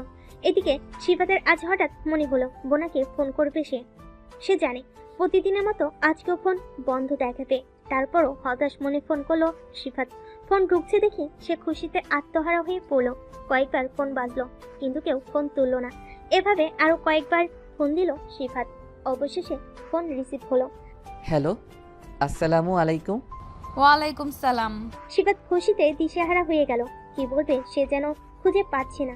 এই মুহূর্তে তার ডিকশনারিতে সব শব্দ হারিয়ে গেছে। অপর পাশে বোনা হ্যালো হ্যালো বলেই যাচ্ছে আর সিফাত খুশিতে আত্মহারা। সিফাত একটু শান্ত হয়ে পড়ল। কেমন আছো তুমি? কে বলছেন আপনি? বোনা এমন একটা ভাব নিল যেন সে বুঝতে পারেনি এইটা সিফাত। আরে আমি সিফাত, মোস্তাফিজুর রহমান সিফাত, আপনার বিয়ে করা বর। কোন সিফাত? আমি সিফাত নামের কাউকে চিনি না। সিফাত দুঃখ ভরা ক্লান্তে বলল, প্লিজ মজা করো না। আমি তোমাকে অনেক ভালোবাসি। তোমাকে আমি এই 4 বছরে অনেক জায়গায় খুঁজেছি, কিন্তু আমি কোথাও পাইনি। তোমাকে অনেকবার ফোন দিয়েছি, কিন্তু ফোন বন্ধ দেখায়। এই 4 বছরে যে তোমাকে কতগুলো মেসেজ করেছি তা বলার বাহিরে। ও আচ্ছা, ডিভোর্স পেপার রেডি হয়ে গেছে, কালকে পেয়ে যাবে। প্লিজ এমনটা বলিও না। বোনা এতক্ষণ ধরে লক্ষ্য করেনি সিফাত তাকে তুমি করে কথা বলছে, কিন্তু যখন বুঝতে পারলো তখন মুচকি হাসলো বোনা। আচ্ছা, কালকে ভার্সিটির মাঠে বিকেল 4টায় দেখা করো, ওখানে হবে বাকি কথা। এই কথা বলে ফোন কেটে দিল বোনা। সিফাত অনেক কষ্ট পেয়েছে এই 4 বছরে। সে বোনাকে অনেক খুঁজেছে কিন্তু সে কোথাও খুঁজে পায়নি। আর এখন যখন পেল তখন হারাতে হবে। এসব ভাবলেই তার বেঁচে থাকার ইচ্ছাটা মরে যাচ্ছে। সিফাত সিদ্ধান্ত নিল যদি বোনা থাকে সত্যি সত্যি ডিভোর্স দিয়ে দেয়। কালকে যদি বোনাকে সে কিছু বোঝাতে না পারে তাহলে বোনার সামনে বিষ পান করে মারা যাবে। কি লাভ এই জীবন রেখে? ভাবতে ভাবতে ঘুমিয়ে গেল সিফাত। পরের দিন বোনা আজ নীল শাড়িতে একটি বিশেষ আবেদন নিয়ে সাজলো। তার শাড়ির সূক্ষ্ম ডিজাইনগুলো যেন একে অপরকে আলিঙ্গন করছে এবং সেগুলো তার শরীরের ভাঁজে ভাঁজে ঝলমল করছে। নীল রঙের শাড়ির সাথে মিল রেখে সে একটি সাদা ব্লাউজ পরেছে যা তার কোমল ত্বককে আরো উজ্জ্বল করে তুলেছে। তার চুলগুলো একটি সুন্দর পনিটেল করে বাঁধা, কিন্তু কিছু মুক্ত নক্তার গালে পড়ে আছে যা তার মুখ ওপরে একটি নরম কোমলতা নিয়ে এসেছে। বোনের মুখে একটু হালকা মেকআপ যা তার চেহারাকে আরো আকর্ষণীয় করে তুলেছে। তার ঠোঁটে একটি হালকা গোলাপি রং যে সে আজ একটি বিশেষ মুহূর্তের অপেক্ষায় রয়েছে। বন্যার চেহারা আজ সত্যি মনোমুগ্ধকর। তার আত্মবিশ্বাসী হেঁটে যাওয়া এবং উজ্জ্বল হাসি যেন সিফাতের সাথে দেখা করার আগে সে তার প্রেমের অনুভূতি প্রকাশ করে দিচ্ছে। আজকের সাজের মাধ্যমে সে সিফাতের প্রতি তার গভীর অনুভূতি আর ভালোবাসার একটি ছোট্ট ইঙ্গিত দিচ্ছে। ভার্সিটির ক্যাম্পাসে বসে সিফাত অপেক্ষা করছে পূর্ণার জন্য। সিফাত একটি সাদা শার্ট পরেছে যা তার গায়ের রঙকে আরো উজ্জ্বল করে তুলেছে। শার্টের সাথে একটি নীল জিন্স প্যান্ট পরেছে যা তার লুককে আভিজাত্যময় করেছে।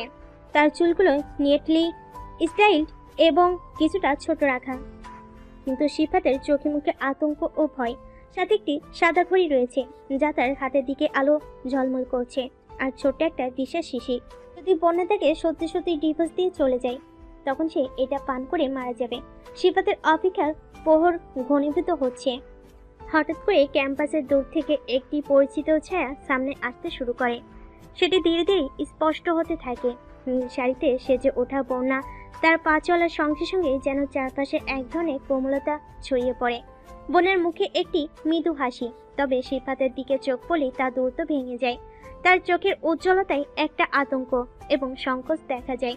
সিফাতের হৃদয়ে রক্তের চাপ বাড়তে থাকে, মনে হচ্ছে সময় থেমে গেছে। বনে এসে সিফাতের সামনে দাঁড়ালো। সাদা শার্ট পরা সিফাতের আতঙ্কিত মুখোপরি দেখে তার চোখে কৌতূহল এবং কিছুটা দয় স্পষ্ট। সে জানে আজকের কথাবার্তার জন্য প্রস্তুতি নিতে হবে। এতদিন কোথায় ছিলে তুমি? সিফাত গম্ভীর স্বরে বলল। বন্যা, আমি তোমাকে খুঁজতে খুঁজতে ক্লান্ত হয়ে গেছি। এই 4 বছরে আমি তোমাকে অনেকবার মিস করেছি। বন্যা কিছুটা সংকোচে পড়ে গেল, কিন্তু তার মুখে উপরে কিছুটা রক্ষণশীল। আমি জানি সিফাত, তবে আমাদের কিছু আলোচনা করতে হবে। সিফাত মনে মনে প্রস্তুতি নিল, কিন্তু সে জানে আজ তাদের সম্পর্কের ভবিষ্যৎ নির্ধারণের সময় এসেছে। বন্যা ধীরে ধীরে সিফাতের সামনে দাঁড়িয়ে এক নিঃশ্বাসে বলল, আমার কাছে একটা সিদ্ধান্ত এসেছে। আমি ভাবছি আমাদের সম্পর্ককে শেষ করে দেওয়া উচিত। সিফাতের চোখে আতঙ্ক আর অবিশ্বাসের ছাপ। সে জানে এই কথাগুলো শুনতে চাইছে না, কিন্তু তা শুনতে হলো। তার হৃদয়টা যেন চূর্ণ বিচ্ছিন্ন হয়ে গেল। কিন্তু কেন বন্যা? তুমি তো আমার জীবনের অংশ। আমি তোমাকে ছাড়া ভাবতেই পারি না। মনে একটু নিচে তাকালো, তারপর বলল, তুমি জানো আমাদের বিপদ অনেক বদলে গেছে। আমি বিদেশ চলে গেছি, আর তুমি তো প্রথম থেকেই আমাদের সম্পর্কটা এভাবে চাওনি। তুমি তো প্রথমেই আমাকে ডিভোর্স দিতে চাইছিলা, তাহলে এখন কেন এমন করছো? তুমি কি জানো আমি প্রতিদিন তোমাকে খুঁজেছি? যখন তুমি ফোন বন্ধ রেখেছিলে, আমি তখন তোমাকে দিনের পর দিন হাজার হাজার মেসেজ করতাম। প্লিজ, তুমি আমার সাথে এখন এমন করো না। বন্যা কিছুক্ষণ নীরব থাকে, তারপর বলল, আমি চেষ্টা করেছি, কিন্তু কিছু জিনিস ঠিক হয় না। আমি চাই তুমি সুখী হও। আমি কখনো তোমাকে ভুলতে পারবো না। সিফাত তার কাঁধে হাত রাখলো। কিন্তু আমার সুখ তোমার সঙ্গে। আমরা সবকিছু কাটিয়ে উঠতে পারি, শুধু আমাদের একে অপরকে দরকার। বন্যা সিফাতের চোখের দিকে তাকে গভীর একটি নিঃশ্বাস পেল। সিফাত, আমি জানি তুমি আমাকে ভালোবাসো, কিন্তু আমাদের সম্পর্কটি আর আগের মতো নেই। আমি জানি তুমি এখনো আমার জন্য অপেক্ষা করছো, কিন্তু আমি তোমাকে এখন সঠিকভাবে ভালোবাসতে পারবো না। আমাদের পক্ষে আলাদা হওয়া ভালো। সিফাতের চোখে একটানা জল এসে গেল। তুমি কি মনে করো আমি তোমাকে এত সহজে ছাড়তে পারবো? বন্যা তার কণ্ঠে সহানুভূতি নিয়ে বলল, না না, আমি জানি এটা কঠিন, কিন্তু তুমি জীবনে এগিয়ে যাওয়ার জন্য শক্তিশালী। আমি চাই তুমি নতুন করে শুরু করো। সিফাত তখন তার প্যান্টের পকেট থেকে বিশেষ শিশিটা বের করে বলল, তুমি আমাকে ডিভোর্সের কথা বললে, আমি এটা খেয়ে নেব। আমার জীবন থেকে তুমি যদি এভাবে চলে যাও, আমি আর বাঁচতে চাই না। বন্যা অবাক হয়ে সিফাতের দিকে তাকায়। এটা কি বলছো? তুমি কি মজা করছো? এমন কিছু বলো না। এটা মজা নয় বন্যা, আমি তোমাকে ভালোবাসি। তোমাকে ছাড়া আমি বাঁচতে পারবো না। বন্যা তার কথার আবেগপূর্ণ হয়ে গেল। সিফাত, আমি চাই তুমি ভালো থেকো। আমি চাই তোমার জীবনে সুখ আসুক। সিফাত মাথা নিচু করে বিশেষ শিশিটা হাতে ধরে রেখেছে।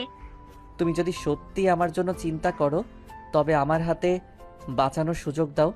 সিফাত, আমি চাই তুমি সুখী হও, কিন্তু এইভাবে নয়। আমি চাই তুমি নিজের জন্য বাঁচো। আমি তোমার সাথে থাকলেই সুখী হব। তুমি যদি সত্যি আমার জন্য কিছু করো, তবে আমাকে আরেকটা সুযোগ দাও। আমাদের ভালোবাসার শেষটা এভাবে হতে পারে না। সিফাত, আমি তোমাকে বুঝতে পারি। আমি জানি তুমি আমাকে ভালোবাসো, কিন্তু আমাদের জীবন এত সহজ নয়। তুমি তো জানো আমি চাই না তুমি এমন পরিস্থিতিতে পড়ো। সিফাতের গলা ভারী হয়ে গেল। সে ধীরে ধীরে বলল, আমাদের ভালোবাসা সহজ নয়, সেটা আমি জানি, কিন্তু এটা এমনভাবে শেষ হতে পারে না বন্যা। আমি তোমার সাথে আবার সব শুরু করতে চাই। বন্যা চুপচাপ দাঁড়িয়ে রইল। সে বুঝতে পারল সিফাত তাকে সত্যি হারতে চায় না। কিছুক্ষণ পর বন্যা গভীর শ্বাস নিয়ে বলল, আচ্ছা সিফাত, আরেকটা সুযোগ দাও, তবে এটাই শেষ। কিন্তু মনে রেখো, আমাদের সম্পর্ককে ঠিক রাখতে হলে দুজনেরই অনেক কিছু করতে হবে। সিফাতের চোখে আনন্দের ঝলক দেখা গেল।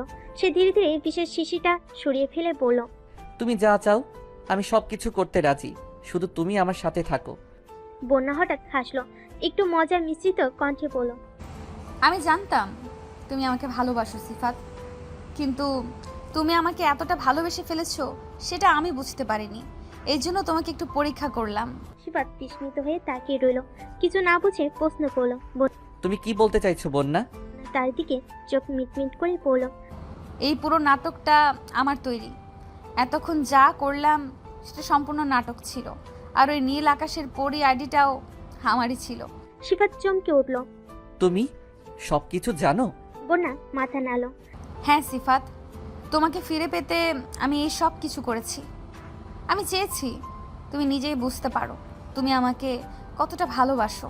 সিফাত হতবাক হয়ে বোনের দিকে তাকিয়ে রইল, তার হৃদয়ে এক অদ্ভুত প্রশান্তি নেমে এলো। সে ধীরে ধীরে হাসলো এবং বলল, তাহলে তুমি পুরোটা সময় আমাকে নিয়ে খেলা খেলছিলে? বোনা হেসে বলল, না, খেলা না, তোমাকে পরীক্ষায় ফেলেছিলাম আর তুমি সফল হয়েছো সিফাত। সিফাতের চোখে আনন্দের ঝলক ফুটে উঠল।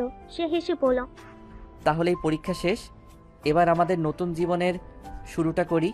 এভাবেই তাদের সম্পর্কের এই গুরুত্বপূর্ণ পর্বটি শেষ হয়, যেখানে ভুল বোঝাবুঝি এবং নাটকীয়তার পরও ভালোবাসায় জয়ী হয়।